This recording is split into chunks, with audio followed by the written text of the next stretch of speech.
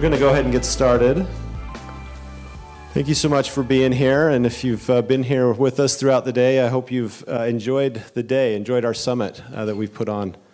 Again, I'm Kyle Hansen. I'm the CEO at Utah Valley Hospital, and we're now at the end. We've got our closing keynote speaker, and we're excited to shortly hear from him, and I'll introduce Dr. Martin here in a moment. But a few just roundup items that I can leave with you. Just a reminder to please fill out your evaluation forms for us. We will post the links to these keynote sessions on our website, as we mentioned earlier, and that will be utahvalleyhospital.org/mentalhealthnight. Again, those attending in person can complete the printed version of the online or the evaluation form, and everyone will receive a link to complete one online as well. So appreciate your feedback so that we can continue to make this event more effective and more useful. But it's been great. I mean, what a great opportunity to come together as a community and learn about mental health, right? We've all got opportunities in our own lives to get better at this for ourselves personally and for those who we have stewardship over, whether that's our family or congregation or a classroom or something else. So thank you for being here. And then one last plug for our wonderful 211 number. Just as a reminder, 211 is our county resource line. So it is manned by United Way of Utah County. You can dial this number to ask about resources related to mental health, and you can also visit their website at unitedwayuc.org. Okay, it's now my pleasure to introduce Dr. Sheldon Martin. Sheldon's a clinical mental health counselor focused on integrated care solutions through products and technology. He graduated from Arizona State University with a doctorate in integrated behavioral health, and his work has focused on using technology to reduce healthcare costs, expand treatment, and improve care. He has conducted research, worked in private practice, and led large organizations to address mental health for a worldwide audience effectively. He has also been a featured speaker on Hope Works from the Church of Jesus Christ of Latter-day Saints.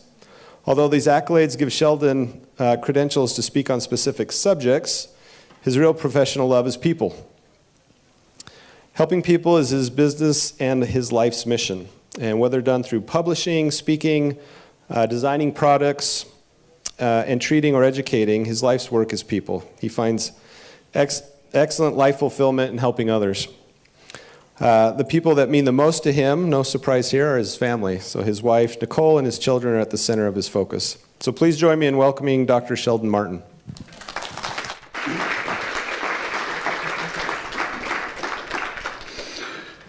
Thank you. I was very flattered with the invitation to even come and speak at what a wonderful organization and what a wonderful event. My work often will take me into communities where I'm able to observe and see if we can help with public health and healthcare. And this type of event and the efforts that exist in Utah are rare. When I mean rare, I mean in the good sense. They are unique. To have a governor and a current governor, former governor, as involved in a task force in suicide prevention is not a common initiative that gets as much attention as it has in Utah. And I just am so thankful that as a community we can come together and we can reduce stigma, bring awareness, and start to understand how collectively we can improve wellness. And so the title of this, I long and lengthy. It sounds, that's not going to be anything that flies off the shelf. But there's something to that title that I want to focus on. When we say mental health, it is a very, very broad umbrella.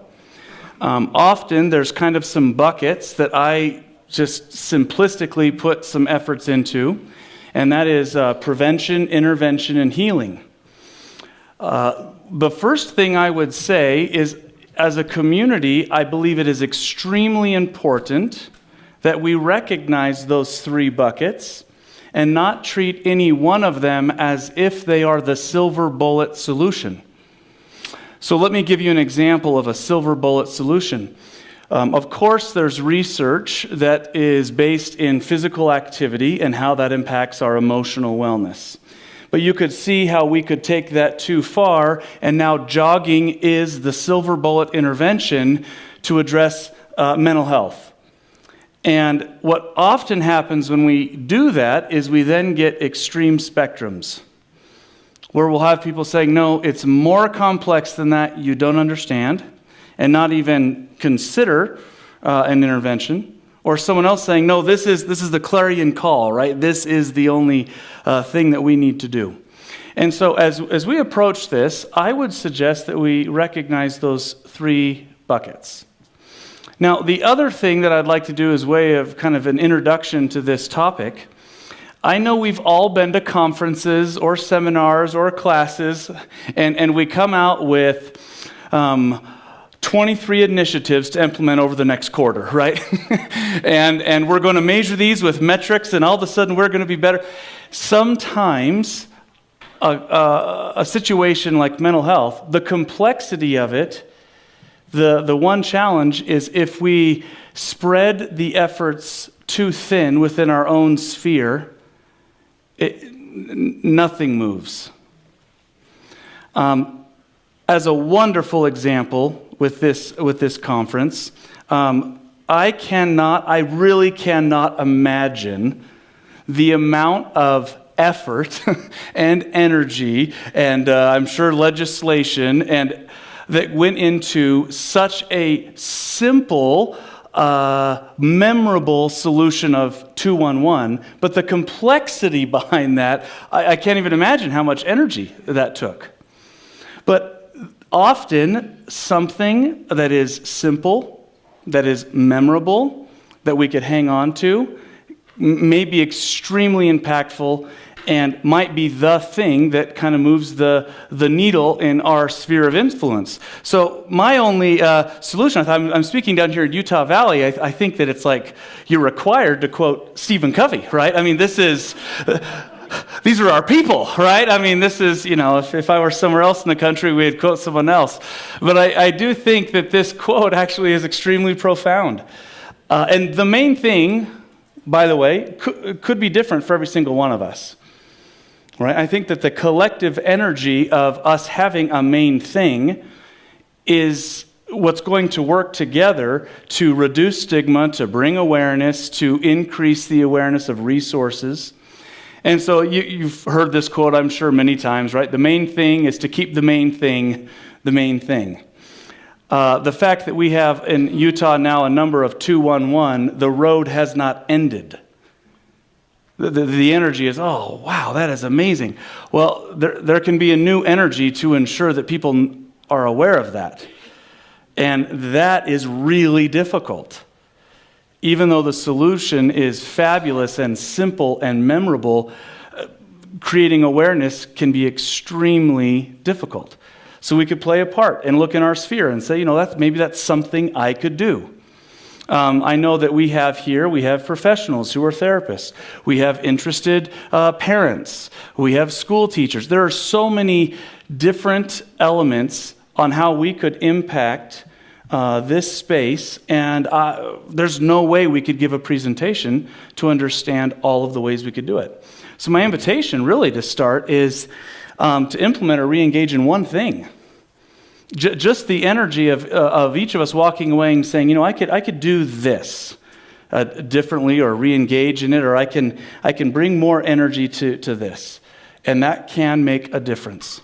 The organizations that I observe that make the greatest impact over a period of time are usually very subtle or simple changes, and then they stay on message, and it takes multiple times to do that. I have such great respect for colleagues and professionals who have studied and given their life's work to treating mental illness and addressing mental health. I have such a respect. Colleagues that I meet with, I just think, man, they are smart. They are really smart. To try to take that complexity and to spread the complexity of a level of understanding through community messaging and community efforts is a really difficult task. Maybe we could focus on if someone needs a professional, how do we get them to the resources? How do we get them to the professional? Because they probably didn't go to school for 12 years for really simple tagline solutions. There's more complexity involved. Great. But we could bring the resources together in a way that could be really effective. So I want to talk about prevention. When we talk about prevention, there is, maybe you've seen, diagrams such as this. The reason I show it is not to highlight that diagram. It's an example. It was mentioned that part of my background in studies is in integrated care. And that could be debated on what level and, how does that impact, and that's not the point this evening. Integrated care, in my view, wellness is impacted by a variety of things. Okay, so the challenge with having the silver bullet solution that's going to be the cure-all for everything is it cannot account for the hundreds of variables that are possible. Imagine in your own life, if you were to take one of those domains and just try to think of the most significant or traumatic thing that could happen in one of those domains, right? If you were to take, occupational. Some of us could imagine a scenario where things could change this next week that would bring a level of stress to our life that would be pretty overwhelming, insurmountable, right? But the solution's not going to be, okay, just we have to make sure everyone is gainfully employed. Does that make sense? How these elements work together. As a community, we could probably go around this type of diagram and others and start to recognize that there is an element in which maybe we operate in a little bit more often than others. So what can we do within that sphere? How do they work together? How would we be able to impact in just a small way something that we could do? So kind of a key element here, I think, is to recognize that wellness is often holistic and cannot be reduced to one area of life. So with that, I think that there's a key element that we could start to think about as a community. Now, this is one of the 23 initiatives I was talking about, jokingly, right? But this might be something that sparks interest in your area. It is pretty well documented at this point that you've heard terms such as growth mindset, or, growth is a positive principle that positively impacts our wellness, our mental wellness. That is a simple message and sometimes more difficult to implement. But start to think about your sphere of influence and how if growth was at the center of the bullseye, how things might be a little bit different. When I remember one year I coached one of my sons in baseball here in Spanish Fork, and there was a draft night. And, all the players tried out a few days before, and you go and you draft, and they have a coaches meeting. And the coaches meeting, they basically told you, all the things from the previous season that they don't want coaches to do. Don't yell at the umpire, he's 14. It was that talk. I'm sure you've seen this. But I thought, wouldn't that be great if we could pause for a minute and have someone do just a very brief emphasis to help someone understand that for a 10-year-old, that if they can feel growth, like that's really the take-home, that it's going to be better than winning the city championship, right? That they're as a coach, of course they want to strive to win, but this is an element that we want to highlight. That if you see them growing, you point it out. If you see them improving, you mention it. If you see their effort, you highlight it. 10 minutes and move on, right? That is one simple thing a community might do. A teacher might look and say, we have academic standards that we have to meet. We have benchmarks. It is part of what we do. Is there 5 to 10 minutes in a day when we can think of something that helps a child recognize growth and how to grow? I heard someone say recently, I loved this statement. Have you heard the phrase, anything worth doing is worth doing right? Right? Have you heard that phrase? this wonderful woman, she's a clinical psychologist, she said, I hate that phrase. And it's pretty funny, and I said, what do you mean? And she said, anything worth doing is worth doing poorly. Because you're always bad at it when you start, but if it's worth doing, it's worth sticking with. And I thought, it's brilliant. It's really true, right? If it's worth doing, it's worth being really poor at it, and that's okay. Kind of keep trying, keep leaning. And so for communities, I think just maybe even pause and take a moment and think, okay, why am I here at this conference? What's my sphere of influence? For overall wellness, is there an area where we could highlight growth as opposed to simply outcome or achievement? I recognize that there are things with achievement and other elements, they're already built into the system. So we sometimes have to force the other part, right? I'm sure many of you have seen the very famous TED Talk now at this point by Carol Dweck, and her work and the work with Angela Duckworth and others. But in Carol Dweck's TED Talk, I think she has a couple actually, but the one that's the most famous when she kind of introduces this growth mindset, she talks about the not yet principle. And she tells a story that is extremely inspiring. There was a kindergarten, first grade class in New York, in the Bronx, that was the lowest, most underperforming elementary school in the nation. And she said many of the children, first grade, they didn't even know how to hold a pencil. I mean, this was a very new concept to them. And they implemented this not yet concept. That when they would do something and it wasn't where it needed to be, not yet, let's just keep trying, No problem, let's keep trying. And they did this studies in this little elementary school. They finished in the top 10 by the end of the year, nationwide, in their achievement testing. And it's just a fascinating study where they changed their emphasis to, we're going to just keep trying. We're just going to keep pushing. We're just going to keep making an effort. And it impacted achievement. Okay?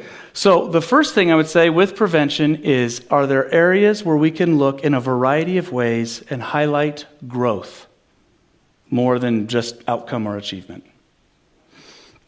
The second element is intervention, a crisis. This is probably, and rightfully so, but probably the areas where we have the most of our efforts. And as mentioned, probably rightfully so. When someone is in a moment of crisis, what do we do? The complexity of, especially if it's extreme, if someone is considering harming themselves, it is very difficult to teach the complexity of what to do in that moment community-wide. But there are ways to simplify the message and reduce it to such a point that maybe it could stick. Things like 211. We could remember that. I'm not proposing this as, adopt this as a new model, but as an example, the ask, care, tell model is something I think a high schooler could remember. The model is simply this: ask. Ask someone directly if they are thinking of harming themselves or if they are okay. And may we message and help people understand that asking someone directly does not increase the likelihood of suicidality. And we can just work to kill that myth. Asking someone directly does not increase the likelihood that they're going to harm themselves. So we could help communities have the courage to say, hey, are you okay? Is there something I can do? Second aspect, care. Take seriously what they're about to tell you. There are times when someone, when asked, will be very open with you. It is important that we listen. Listen genuinely. Try to understand. Hear them. Listening is one of those things that it already is starting to produce an outcome. None of us like or enjoy being told a quick solution when we're sharing our complex situation, right? We've all been there. It is really, really difficult, right? When you're trying to express a vulnerability to someone and their response is, oh, yeah. You know what you got to do? You got to jog more. Right? We've all been there where they have this quick fix. Here's what you do. Yeah, you should do that. Listening and taking very serious what they say is a wonderful place that we can be, and we can teach people how to do that. Then, tell. Not gossip, but tell. Tell someone who is in a position to support that individual. If it's a crisis, you may be the one that needs to call 911 or 211. Depending on the severity. You may be the one that is going to help teenagers understand that it is better to save a friend and tell than it is to keep a secret. There are things we could teach our community to say the most kind and loving and compassionate thing you could do as a friend is you tell someone that can help them if they are in a moment of need. That is the most kind thing you could do, even if they get mad at you. In fact, it's kind of this true element of love, right? Some of you who are in relationships in your life, you understand this. Sometimes the most loving thing you do does not make the person happy, but it's extremely kind. One of the saddest things I've ever witnessed or been near in my professional life are moments when someone makes an attempt or they are trying to harm themselves, and they start to recover in the hospital. They start to emotionally feel better, but their body is not able to fully recover. It is a very tragic moment. It's difficult. It's heavy. There is a moment when we can tell and say, making sure this person is safe trumps everything else. I think that's a message that we could do. I think that's something as a community that we could understand, that we can start to work towards. Okay? So what's a community, element? Is just very simply, right? We could ask people if they have a plan to hurt themselves or to harm themselves. We can listen. We can give them time to explain. We can take every discussion of suicide or suicidal ideation seriously. This is one that I really wish would land in communities. I hear this common response when we talk about public health is I'll have a participant or someone raise their hand and the question goes something like this. Well, what if the person's just trying to get attention? Usually I'll reflect and say, do you not see that as also a very dangerous behavior? That I am willing to tell someone I am going to harm myself so that I get your attention. So we don't have to be a filter.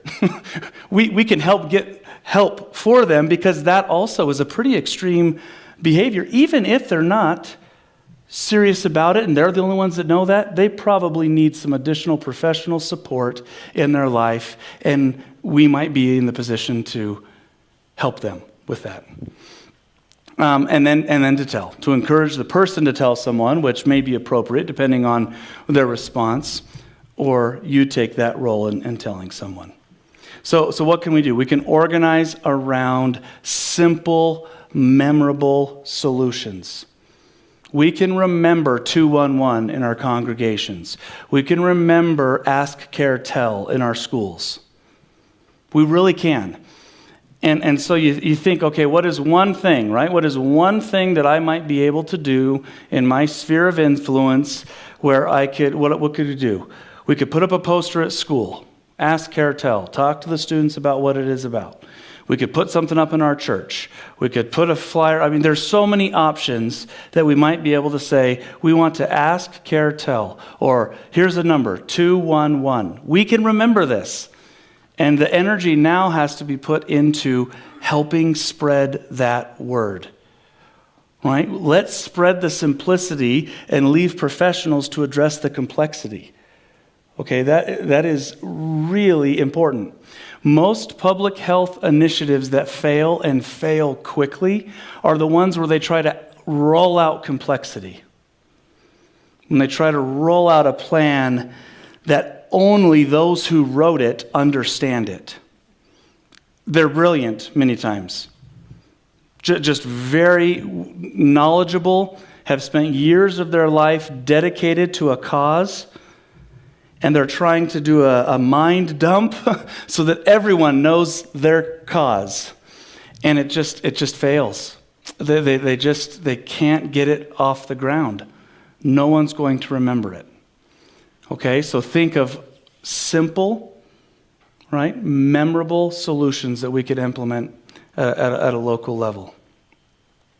So I recognize, both on the stream and those who are here, that when we talk about healing, the first thing to mention, and this also comes back into the space of crisis or intervention,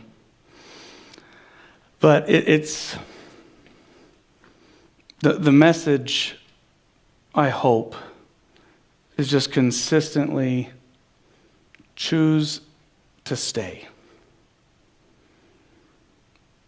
I hope that as we reduce stigma, that it also can increase the resolve of someone choosing to stay because they feel there's less of a stigma to deal with if they don't. Those who are hurting, please reach out to someone.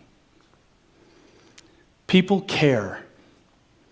One of the hardest things is when, either through distorted thoughts or overwhelming emotions, it is hard to see or feel that people care or people are close.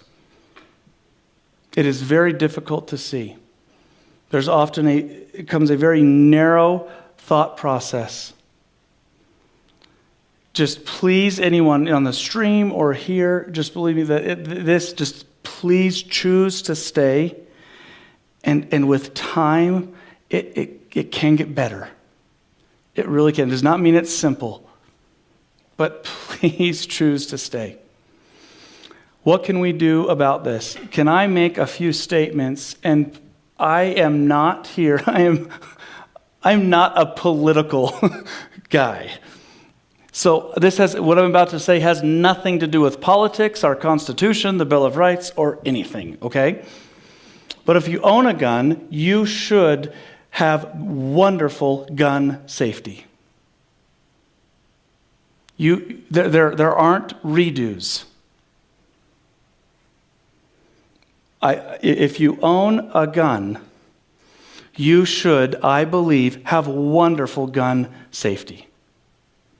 If you are fearful that a child or someone near you may use medicine or other means to harm themselves, then Walmart has lock boxes for $18. Just lock them up. Even if it's Tylenol, do what you can, because we all know that in a moment of vulnerability, we can make irrational decisions. And we need to help limit a little bit as best we can. We cannot prevent everything. But as best we can to limit the risk that may come from someone making a decision in a vulnerable moment. Okay? It is so much more likely that a child or a teenager will harm themselves with a gun in your home than you have to defend your home from those breaking in. And proper gun safety, you could do both, right? You can do both. And I think that it's something we can encourage, we can message as a community. I think that's something that we can do. Okay? Could I also mention with this, there are two populations that are more vulnerable with suicidal ideation and suicide, and that is all very consistently youth. And then the other group that we often forget about is the elderly. COVID is a lonely time, more lonely for some. And I think that think of what is one thing I could do. My family situation, when COVID kind of started to hit and we were, quarantined and those things, we had all kinds of people in the house because that was our situation. I had social interaction with human beings every day. Usually me saying, hey, we still got to do chores, guys. Even though it's a worldwide pandemic, we got to do chores, right? But I was talking to people every day. We saw quickly that some people would go weeks or a month with never talking to another human being. And they were alone. Think of one thing that we could do in our sphere of influence. Along with healing, though, I want to be very sensitive to something that I know is a reality because of the applying statistics to a population.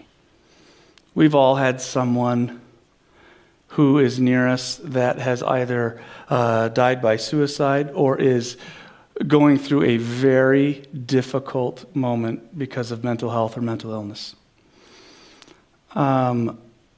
I have this statement up here, with time the intensity may soften, but some pain may never leave, and you should not feel that that is an expectation. I don't know if it ever leaves. It changes over time. But I'm not sure. For me, it's never fully left. There are smells, or there are dates, or there are things that will just trigger a memory. Or someone who's close to you who may not be near you anymore, it just comes back pretty fast. Maybe we can have more compassion with recognizing it's okay sometimes to not be okay. It's okay to not be okay on some days. The other element of this is something I feel we really can do as communities. Is what I mean by the ripple is we live in a wonderful community, by the way. And I guess on stream there's people joining us in other communities as well, and I imagine they're wonderful. But here in Utah County and throughout the state of Utah, we do have wonderful communities. Quirks, of course, but wonderful communities. We really do. There are resources available. There are parks. It's safe. I mean, these are wonderful, wonderful communities that the whole world doesn't enjoy. And so what happens is often if there is an acute need, people rally to the need. Sometimes, how many of you have been in the spot where you want to help, but you're not quite sure what to do, right? One of the elements I think we could improve on as a community is when someone's going through an acute moment, if they have the resources they need, we can proactively look at possible ripples. We have some amazing principles in the state of Utah. I love the ones, I love all of them that I interact with, but I love the ones when there is a tragedy in the school, they proactively reach out and say, we want to make counselors available. We want to recognize that a young person who a friend had a tragedy that we can do something about. We can ask if we could help. Often, those ripples are the individuals who often face some of the most vulnerability because they're just kind of lurking in the middle. They're not close enough where all the acute attention is applied to them, but they're close enough that it hurts. And they're not quite sure how to react. Maybe think, is there one thing we could do to support when a tragedy happens or when someone's going through a difficult time? We can support them. Many times we can apply resources in an acute moment, and we sometimes forget that a year later there still may be some things, some challenges going on. More than a year, but I think that it's important when we look as communities about healing that we take the long-term approach. The long-term approach often is one that is more helpful. Meaning we don't have to show up on the doorstep and have the thing they need to do now to make everything better, but that we're consistently near when we can be. This is important, that it takes time, and it's okay that it takes time. When I have a wound and it heals, I can usually still see the scar, but it does heal. It starts to heal. It starts to improve. And so I think that there's things that we can do in this realm. So if we could kind of go back to when we started. If we look at these areas of prevention, intervention, and healing, there's different things that we might apply to our sphere of influence. We can promote growth and highlight effort in a variety of areas. There are way too many to even list. But just think, how can we do this? How can we talk about this? How can we reduce stigma? How can we promote good mental wellness? I'm not sure if any of you saw the NFL special that they did this year. It was fantastic. They've added into rookie camp now mental health awareness.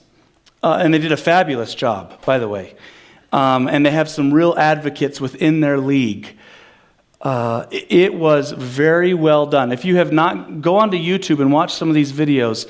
Wonderful, right? The rookies come in. They just signed a check. I mean, they are excited, and they talk to them about how to manage their finances and how to some best practices being in the NFL and some gutters. And they spend a whole day talking about mental health and talking about how they must reduce stigma. What a wonderful idea to promote wellness. So think of your area of influence. What could we do, right? Intervention. What is a simple solution that could stick in your sphere of influence? If it's a school, what is something the students remember? If it's a church, what are something that the congregation could remember? Right? What is something that we could remember? Because in the moment, we're not going to remember complexity. Does that make sense?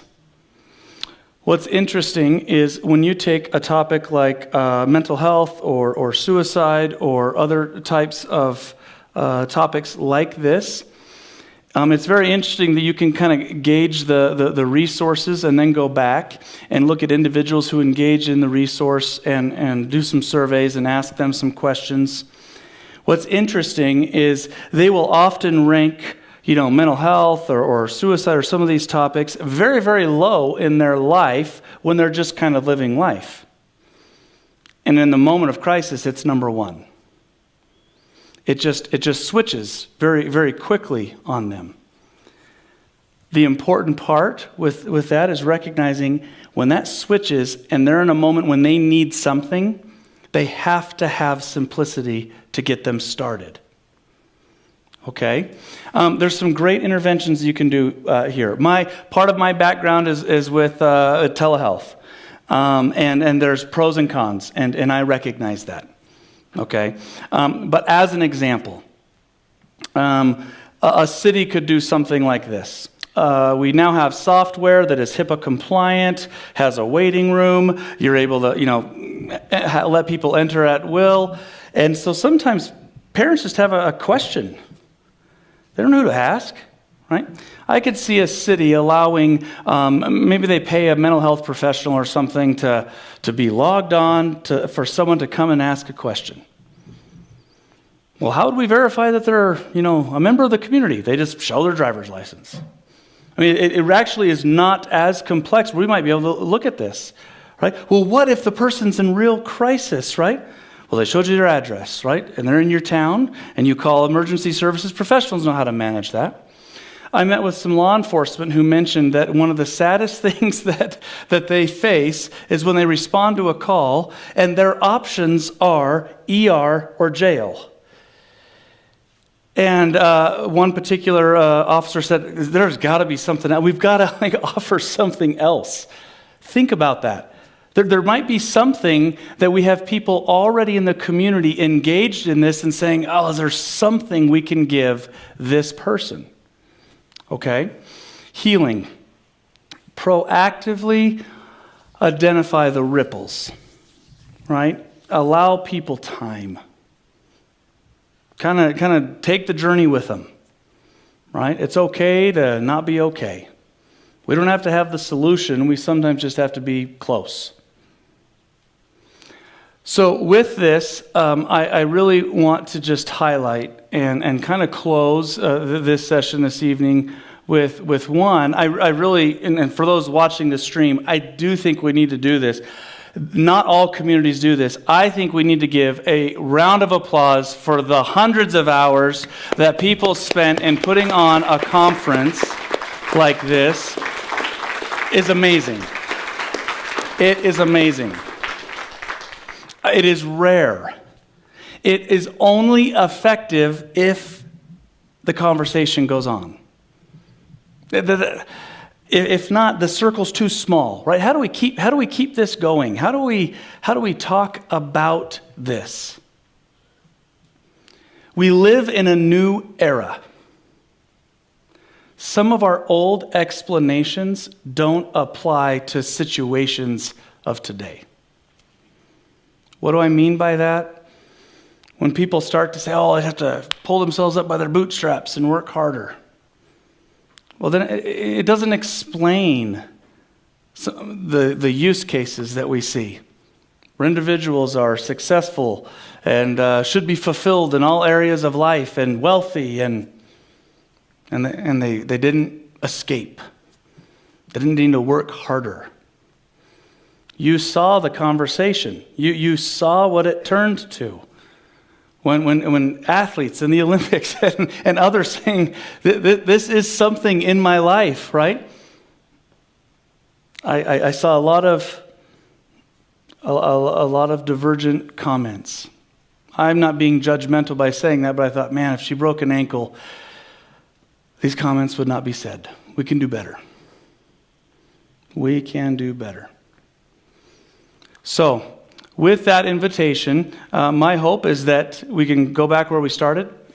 Choose one thing. One thing to do. Or one thing to re-engage doing. And as we do that, I really do believe that we are getting better at this as a country and as communities. And we definitely can continue to get better. Thank you.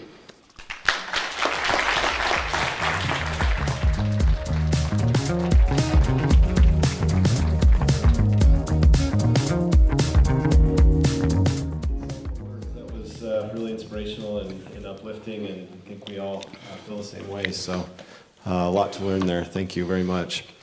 All right, that's the conclusion of our summit. We really hope you enjoyed your time with us today, and that you are able, as Dr. Martin said, to find one thing to take away.